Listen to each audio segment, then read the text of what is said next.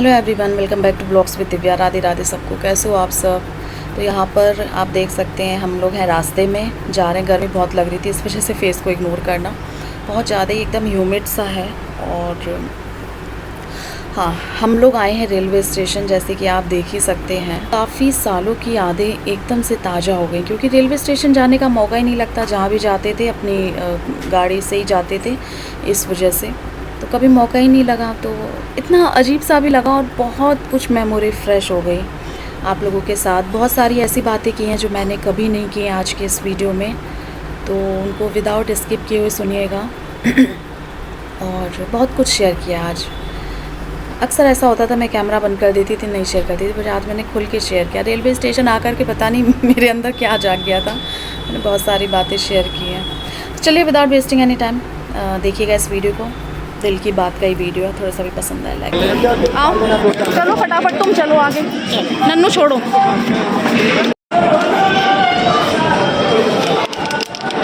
चलो 42 है seat number. हम इसलिए नहीं चढ़े, नन्नू थी साथ में, और नन्नू को लेके हम किसी कीमत पे उतर नहीं पाते, फिर इसलिए अकेले होते तो चढ़ जाते हम। चले हैं। मैं मम्मी को छोड़ करके आई, आकर के नहाया, फ्रेश हुई। अभी मैं उठूँगी, लाइट ऑन करूँगी। थोड़े बहुत कपड़े पड़े इधर, आप देख रहे हैं, फोल्ड करने की। नन्नू की ड्रेस वगैरह वो भी नहीं हुई। नन्नू आई, झट से 2 मिनट में से तैयार किया और फिर ले गई। डर लग रहा था लेट ना हो जाऊँ, लेट ना हो जाऊँ। पहली बार मैं कहीं अकेले, पहली बार तो नहीं, शादी के बाद पहली बार, 10 सालों में पहली बार। आदत भी है ना, छूट जाती। शादी के पहले तो बहुत, कानपुर से लखनऊ की ट्रेन की इतने चक्कर काटे हैं ना कि पूछो मत। तो 10 सालों की जो आदत है वो छूट गई थी, तो थोड़ी सी घबराहट हो रही थी, बट फाइनली मैं टचवुड बैठा। इनको बहुत इंपॉर्टेंट काम था, अदरवाइज़ ये तो हमेशा जाती हैं छोड़ने, पर मैंने कहा चलो ये जिम्मा मैं लेती हूँ। एक यहाँ पे भैया थे, उनको भी ले गई थी। थोड़ा सा ये होता है ना, हेल्प हो जाती, हिम्मत सी बनती है। तो चलिए जी भैया, मम्मी तो पहुँचने वाली हैं भटना। भटना कौन कौन जानता है मेरे साथ शेयर करना। मैंने एक यूनिक नाम लिया है आज। इटावा तो काफ़ी सारे लोग जानते होंगे, है ना। इटावा पहुंच चुकी थी वो, मैं उनको यहीं से ट्रैक कर रही हूँ कि उनकी ट्रेन कहाँ कहाँ पहुंची है, किस किस स्टेशन से क्रॉस हुई है। तो मैं मम्मी को मैसेज करती जा रही, मम्मी अब तुम भटना पहुंचने वाली। मम्मी मम्मी कह रही अरे तुम मुझ पे पल पल की नज़र रखे हो। मैंने कहा हाँ। मम्मी गई भैया कानपुर, पहुंच जाएंगी थोड़ी देर में, कानपुर सेंट्रल। अच्छा, कानपुर एक सभी लोगों के लिए बहुत नॉर्मल सी जगह है, नॉर्मल सा नाम है, बट जब मैं बोलती हूँ ना कानपुर, तो धक धक से हो जाता है, पता नहीं क्यों। कभी ये सारी चीज़ें मैंने यूट्यूब पर डीपली शेयर नहीं की हैं, कहते हैं हर चीज़ शेयर नहीं की जाती है, बट फिर भी मेरे लिए मेरी ज़िंदगी के 16 साल हैं कानपुर जो मैंने बिताए हैं। मेरा जन्म वहाँ हुआ है, पैदा हुई हूँ मैं हैलेट हॉस्पिटल में। कानपुर के कौन कौन जानता है हैलेट हॉस्पिटल, होता है हैलेट उर्सुला, कौन कौन जानता है। थोड़ा सा अगर मैं आप लोगों के साथ कुछ थोड़ा सा शेयर करूँ, तो एक होता है ना, एक शताब्दी की एक्सप्रेस, चलो शताब्दी ले लेते हैं। शताब्दी की एक्सप्रेस की स्पीड से सारा कुछ एकदम मूवी की तरह घूम जाता है आंखों के सामने। कानपुर का नाम आते, क्योंकि जहाँ पर आपका बचपन बीता है, कि ज़िंदगी के 16 साल बीते हैं, तो बहुत सारी चीज़ें ऐसी आ जाती हैं, बट कभी मैंने यूट्यूब पे शेयर नहीं की। लोग कुछ भी बकवास कर देते हैं बिना सोचे समझे। अगर मैं यूट्यूब की बात करूँ, अगर मैं यूट्यूब पे ना होती तो शायद ये सब मैं शेयर भी ना कर रही होती। तो किसी को ना जज करना बहुत आसान है, जब आप उसकी ज़िंदगी के बारे में, उसकी सिचुएशन के बारे में कुछ जानते ना हो। बिना जाने, बिना किसी की सिचुएशन को समझे कुछ भी बक देना, मैं तो बोलना भी नहीं बोलूँगी, बक देना बहुत आसान होता है। बट मैं उस चीज़ में बिलीव रखती हूँ कि भगवान सब देख रहा है, भगवान सब जानता है। तो बहुत सारी ऐसी चीज़ें हैं कि मैंने बहुत कुछ सुना है, मतलब खुद के बारे में तो सुना ही सुना है, मम्मी के बारे में, नन्नू के बारे में, इनके बारे में बहुत बहुत कुछ। स्पेशली जो मम्मी के बारे में सुना है वो तो मतलब क्या ही बोलूँ मैं, भगवान सब देख रहा है, बस इतना ही मुझे बोलना है। और मैंने सुना है भगवान के घर देर तो है पर अंधेर नहीं है। मैं इस चीज़ में बिलीव करती हूँ। बहुत सारे इमोशंस, बहुत सारे सेंटिमेंट्स, बहुत सारा कुछ है। हमारी लाइफ़ की स्ट्रगल, हमारी लाइफ़ की सिचुएशन, हमारी लाइफ़ की परेशानियाँ सिर्फ़ हम जानते हैं, कोई नहीं जानता है। तो अगर आप किसी को अच्छा नहीं बोल सकते हो, चलो बुरा बोल लो, वाहियात मत बोलो। बुरा भी बोल लो, मैं नहीं मना करूँगी कि चलो बुरा भी बोल लो। दुनिया है, अच्छा-अच्छा सुनने के लिए तो मैं सोशल मीडिया पे नहीं हूँ, मैं खुद बोलती हूँ। वाहियात मत बोलो। लाइट खोल लूँ क्या? हालत ख़राब हो गई शक्ल से, इग्नोर करना, थोड़ा-सा थकावट हो गई, भारीपन हो गया है। तो मैं क्या कह रही थी? बहुत कुछ सुना है, पता नहीं क्यों आज मुझे ये सारी चीज़ें क्यों याद आ गई। मम्मी को बैठाने गई कानपुर, नई दिल्ली से कानपुर लिखा था ट्रेन पे, है ना, मम्मी गई कानपुर तो अक्सर याद आता था, बट कभी मैं शेयर नहीं करती थी। उस टाइम कभी मैं कैमरा नहीं उठाती थी। कैमरा उठा कर के आप लोगों से बात नहीं करती थी, क्योंकि मुझे लगता था कि कुछ चीज़ें ना ही डिस्कस करूँ, ना ही डिस्कस करूँ, बट एटलीस्ट इतना तो मैं बोल ही सकती हूँ कि किसी की सिचुएशन के बारे में जाने बिना लोग कितना जज करते हैं।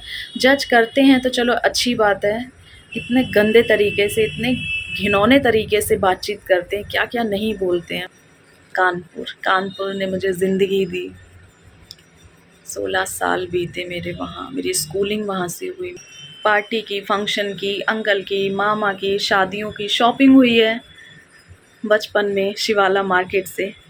मैं कानपुर काफ़ी सालों से नहीं गई हूँ, काफ़ी सालों से नहीं गई हूँ। पता नहीं कभी अगर मैं कानपुर गई तो मैं खुद पर कैसे कंट्रोल करूँगी, अपने इमोशंस पे कैसे कंट्रोल करूँगी, मैं ये नहीं जानती हूँ।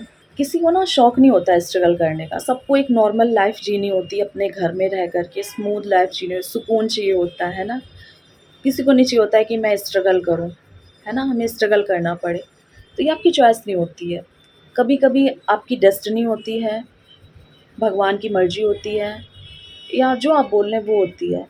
तो ऐसे ही हमारे साथ भी था।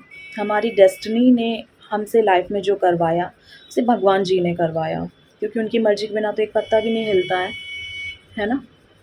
तो हम जो फ़ैसले लेते हैं, इवन हम एक साँस भी उनकी मर्ज़ी के बिना नहीं ले सकते। अगर भगवान ने आपको इसके आगे साँस नहीं लिखी, तो आपकी साँस यूँ स्टॉप हो जाएगी बैठे-बैठे, स्ट्रोक आ जाएगा। कुछ भी हो सकता है, मैं एग्ज़ाम्पल दे रही हूँ। तो आप एक साँस उनकी मर्ज़ी के बिना नहीं ले सकते हैं। तो किसी को ना शौक नहीं होता है माँ-बेटी को घर छोड़ने का, माँ-बेटी को बहुत सारी चीज़ें करने का। लोगों की नज़र में वो चीज़ अय्याशियाँ थी, बट ऐसा होता नहीं है। लाइफ़ की सच्चाई बहुत कड़वी होती है, बहुत डिफ़रेंट होती है, और जो झेल रहा होता है उसे पता होती है। मैं एक चीज़ 1 लाख बार सोचती हूँ, 1 करोड़ बार सोचती हूँ, बट आज पहली बार मैं यूट्यूब पर बता रही हूँ कि अगर हमारी लाइफ़ में सब सही होता, पापा हमारे साथ होते, तो हमारी भी लाइफ़ बहुत डिफ़रेंट होती। कहते नहीं है ज़िंदगी का एक पहलू एकदम डिफ़रेंट, एकदम अलग होता। ज़रूरी नहीं जो चीज़ हम वाईटी पे शेयर ना करें, वाईटी पे शेयर करने से ही सब वैलिड होगा, सब प्रूफ़ होगा कि हम क्या सोचते हैं, हम हमें क्या याद आता है, क्या हम भूल गए हैं। बहुत सारी चीज़ें हैं, ज़रूरी नहीं कि हमें वाईटी का ही वैलिडेशन चाहिए। तो किसी की लाइफ़ आप थोड़ी देर के लिए यूट्यूब पर देखते हैं, ब्लॉगिंग में देखते हैं, तो उसको जज ना करें।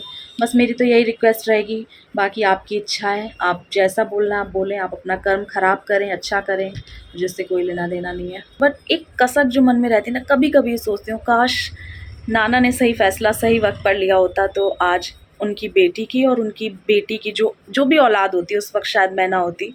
जो भी उनकी औलाद होती तो उनकी उन दोनों की ज़िंदगी इस तरीके से नहीं जाती जितनी पास्ट में गई है।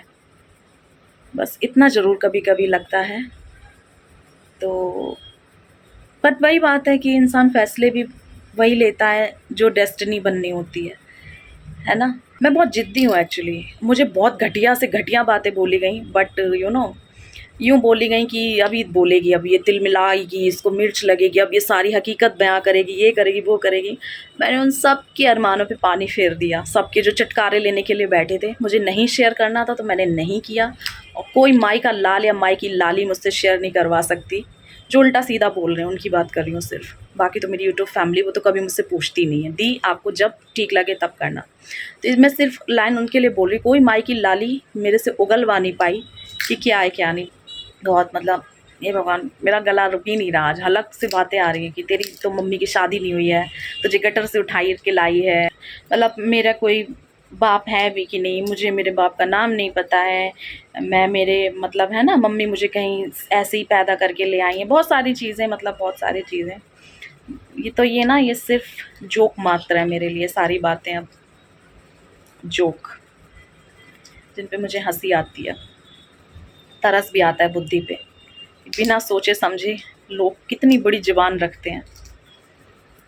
चलिए कोई बात नहीं, मैं गटर में पली बड़ी हूँ, मैं लावारिस हूँ, मैं सड़कों पे पली बड़ी हूँ, मैं क्या हूँ, मैं क्या नहीं हूँ, मेरा कोई घर खानदान नहीं है। बहन एक गारंटी तो मैं लिख के दे रही हूँ, तेरे से तो ज़्यादा ही मुझे बचपन में प्यार मिला है, और इतना मैं तराश के रखी गई हूँ ना पलकों पे बिठा बिठा के, ना तुम शायद 7 जन्म में भी नहीं रखी जाओगी। बस हालात जो ना करवाएं, हालात हैं जो तुम लोगों का मुंह चला और चल के बंद हो गया, तो वो हालात को थैंक यू बोलो जो तुम लोगों ने इतना मुंह चला लिया। इसलिए मुझे तसल्ली भी है, मुझे किसी को सफाई देनी नहीं है। अब चिढ़ता कौन है? चोर को चोर कह दो तो कहते नहीं चोर की दाढ़ी में चिढ़ा, तो चोर को ही तिलमिलाहट होगी। अब आप ऐसी भीड़ में चोर चोर करते रहिए, कोई देखेगा ही नहीं आपकी तरफ। जो चोर नहीं होगा उससे क्या फ़र्क पड़ेगा। तो वही किस्सा मेरे साथ है, बोलते रहिए बोलते रहिए, जब ऐसा कुछ है ही नहीं तो मैं क्या करूँ। हाँ तकलीफ़ ज़रूर होती है, गुस्सा ज़रूर आता है, वो भी कुछ पर्टिकुलर लोग हैं। अब तो खैर वो गिनती में ही नहीं है मेरे जहन, और कहीं कहीं है ही नहीं, दिमाग, ज़िंदगी, जहन, रिश्तों में कहीं, मतलब दूर दूर तक कहीं है ही नहीं। एक उनके सड़क पे जो कुत्ता भी क्या बेइज्जती हो जाएगी उनकी, उतनी जितनी भी औकात नहीं है हमारी ज़िंदगी में उन लोगों की। तो चल करते हैं इस ब्लॉग को एंड। थोड़ा सा मेरा मैं थोड़ा सा अलग जोन में हूँ फ़िलहाल, बहुत सारी फीलिंग्स मिक्स हैं, बहुत सारी, आप समझ सकते हैं। मेरी यार जो प्यारी सी यूट्यूब की फैमिली ना, उसे कोई फ़र्क ही नहीं पड़ा कि मेरे पापा हैं कि नहीं है, कि कहाँ गए, छोड़ गए, कि दूसरी शादी कर ली, कि तीसरी शादी कर ली, कि चौथी, कभी उन लोगों ने पूछा ही नहीं। उनका सिर्फ एक कमेंट, और उस एक कमेंट ने मुझे इतनी हिम्मत दी, सिर्फ एक, दिव्या कुछ बताने की ज़रूरत नहीं है, दी कुछ बताने की ज़रूरत नहीं है। बस मेरे लिए वो कमेंट ज़्यादा मायने रखते हैं। और कभी अगर मैं शेयर करूँगी भी ना तो उन लोगों के लिए करूँगी, ना कि तुम जैसों के लिए। अभी भी एक कमेंट आया था थोड़े दिन पहले, मैंने वो डिलीट कर दिया कि माँ को बोल अपने घर जाए। तो भाई क्यों, तेरी छाती पे रह रही क्या मेरी माँ? तेरा खा रही हैं, तेरे से मांगने आ रही हैं? अब तुम अपनी माँ को भगा देती तो हर कोई ऐसा करे तो पॉसिबल नहीं है ना, मैं तो नहीं कर सकती ऐसा, सॉरी। तो चलिए इस वाले वीडियो को मैं यहीं पर एंड करती हूँ। इस वाली वीडियो में मैंने सिर्फ अपने दिल की बात कही, पता नहीं कैसे फ़्लो में होती गई, सोचा तो कुछ और था शेयर करने के लिए। अब नेक्स्ट ब्लॉग में करूँगी एक फ्रेश माइंड के साथ, फ्रेशनेस के साथ मिलूँगी आपसे नेक्स्ट वीडियो में। और मेरी बातों का आपने क्या सारांश निकाला, मेरे साथ कमेंट बॉक्स में ज़रूर शेयर करिएगा। करती हूँ इस ब्लॉग को एंड, मिलूँगी आपसे नए वीडियो में, तब तक के लिए बाय बाय, राधे राधे। मैं वीडियो एंड कर चुकी थी और इसने मुझसे क्या क्वेश्चन किया, बोलो। मम्मी आपके पापा का नाम क्या है?